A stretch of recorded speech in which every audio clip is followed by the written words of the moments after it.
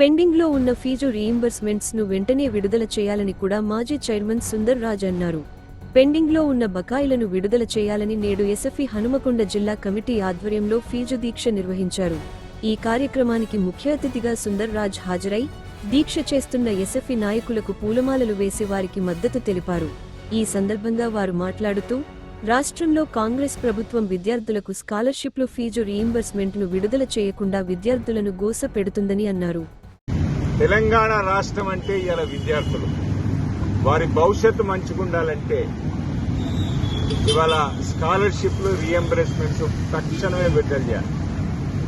ఇవాళ ఎన్నో ఆశలతో ఇవాళ కాంగ్రెస్ గవర్నమెంట్ విద్యార్థులు వీళ్ళందరూ కలిసికట్టుగా తెచ్చుకున్న గవర్నమెంట్, కానీ వీళ్ళ భవిష్యత్తు మొత్తం అంధకారంలో నెట్టేస్తున్న ఈ కాంగ్రెస్ గవర్నమెంట్ బాధాకరం. ఇవాళ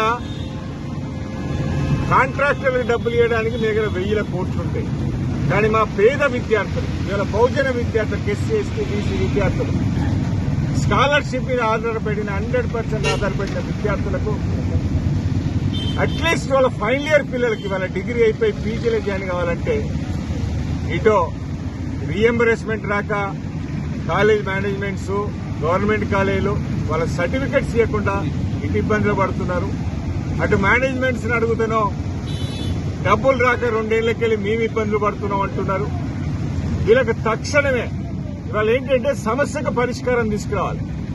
మీరు మీ వల్ల కాకపోతే హైయర్ ఎడ్యుకేషన్ మినిస్ట్రీ ఎవరికైనా ఇవ్వండి. మిమ్మల్ని కలవడానికి స్టూడెంట్ ఆర్గనైజేషన్లకు కష్టమవుతాయి, మేనేజ్మెంట్ అసోసియేషన్లకు కష్టమవుతాయి. మీరు టైం ఇయ్యరు, సమస్యలకు పరిష్కారం చేయరు. విద్యార్థులు ఇవాళ వాళ్ళ భవిష్యత్ మొత్తం ఆగమయం అవుతున్నారు. ఇవాళ ఎవరు ఎస్సీ ఎస్టీ బీసీల మీద మీకు కక్ష సాధింపా? ఇవాళ